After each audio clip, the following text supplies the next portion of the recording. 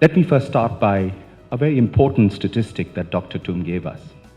Just 5 years ago, we sat at a maternal mortality ratio of 466 deaths per 100,000 live births. That figure has come down to 362 deaths per 100,000 live births. In many countries, including my own, that would take about 10 to 15 years to happen. And this has happened because of the singular determination and leadership, ladies and gentlemen, of the First Lady of Kenya. I don't say this lightly because I was part of this journey back in 2014. She brought 15 county governors together at a meeting on the 26th of August, 2014. 15 counties of Kenya out of the 47 contributed to 98% of the maternal deaths in this country. Kenya was considered then amongst the 10 most dangerous places for a woman to give birth.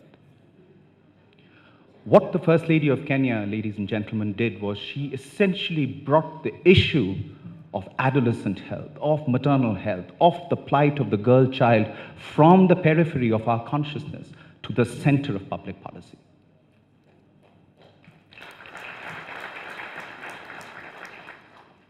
If we do not have that kind of political will and momentum, these results would be very, very difficult to achieve. So essentially what Kenya is doing is in many ways trailblazing. It is actually showing a new dimension of what can be done to transform this. And I want to acknowledge that because of this initiative that she took, the UK government and Norway unlocked about $15 million from a trust fund in New York. And the H6 partners, UNFPA, UNICEF, WHO, UNAIDS, World Bank, came together and went to the 6 remotest county, of which Dr. Kuti is one of them. 6 counties of Kenya, Mandera, Wajir, Marsabit, Lamu, Isiolo, Garissa, accounted for 50% of the deaths in this country. A county like Mandera had a maternal mortality ratio of 3,795 deaths per 100,000 live births, ladies and gentlemen. What does that mean? If I were to just put that into an equatable form, in wartime Sierra Leone, there were 2,000 deaths per 100,000 live births. The fact that we've come down from 466 to 362 is an indication that these last at the bottom end of the 6 counties, how they've transformed it. And it is purely because of devolution. It is purely because of the leadership that we've seen from the national government, from the First Lady, from the Cabinet Secretary of Health, the President Kenyatta's own personal push, and the county governors in this kind of transformation. So political will matters. The second thing that came out of this relationship that the First Lady launched with the Beyond Zero campaign was private sector partners. We started what was termed as a public-private partnership. This partnership was showcased at the World Economic Forum in Davos in 2017.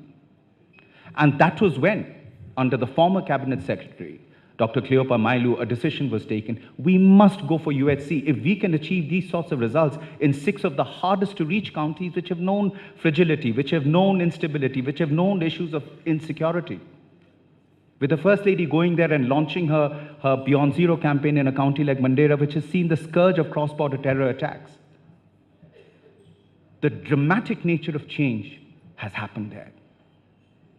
I would really encourage members of the African Union to just go and do a little trip there to see how things are changing. Mandera County, which at one time it was inconceivable, could actually become a hub for providing healthcare services at the outbreak of chikungunya and cholera to communities from Ethiopia and Somalia. That is the kind of transformation which is happening. But the 3 things that is going to change this is big data, is technology, is innovation. We don't have time. Africa is at the cusp of a demographic dividend. We don't have the time now to be doing what the West did or what the Asian tigers did. We have to take advantage of the technology which is available to us now in order to leapfrog those results. And trust me, President Kenyatta has put a huge amount of political capital into declaring universal health coverage as a priority of his, as part of his legacy term. It's possible to do it.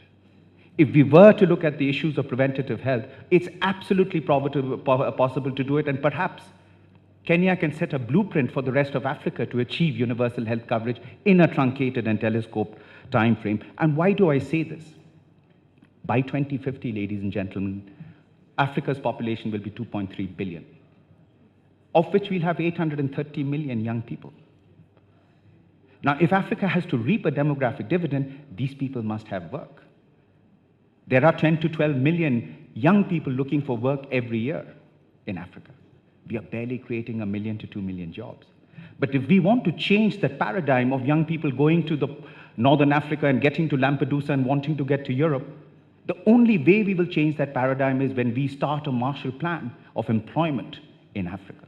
And that is where the future markets are. $1 trillion market by 2030 for agriculture, a $380 billion health services, a business industry for health in Africa. The consumer market will be $2.3 trillion by 2030. The opportunities are immense, but what do we need is the primacy of sexual reproductive health and rights. That's the only way, and let me repeat it, sexual reproductive health and rights will be fundamental to the success of universal health coverage. When a woman's health, when a child's health is good, everything else becomes fine. That becomes foundational to that kind of change. Excellency, we have a fantastic Cabinet Secretary in Health, Dr. Siddharth Chatterjee, a passionate champion for this kind of transformation. In fact, when the 6-county report on the success of Kenya was launched in New York during the CSW of 2016, it was Madam Chatterjee, who at that time as the Minister of Youth and Gender actually launched this report, a moment of great pride, both for the government of Kenya, but also us as the UN family and the private sector and governments that went in to support the 6-county initiative, which showed dramatic results.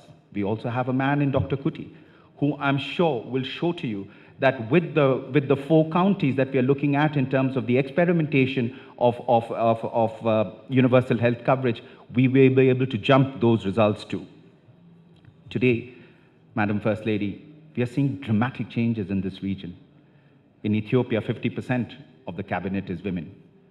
We now recently have had a new president who, as you know, our sister, Ambassador Sahle-Work Zewde.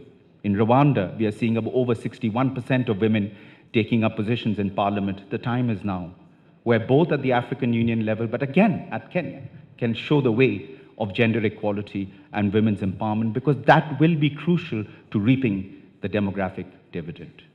Madam First Lady, as always, every day it is a pleasure, a privilege, and an honor to serve in Kenya with leadership such as yours that is helping to transform and reshape lives, particularly of women and girls in this country. Thank you.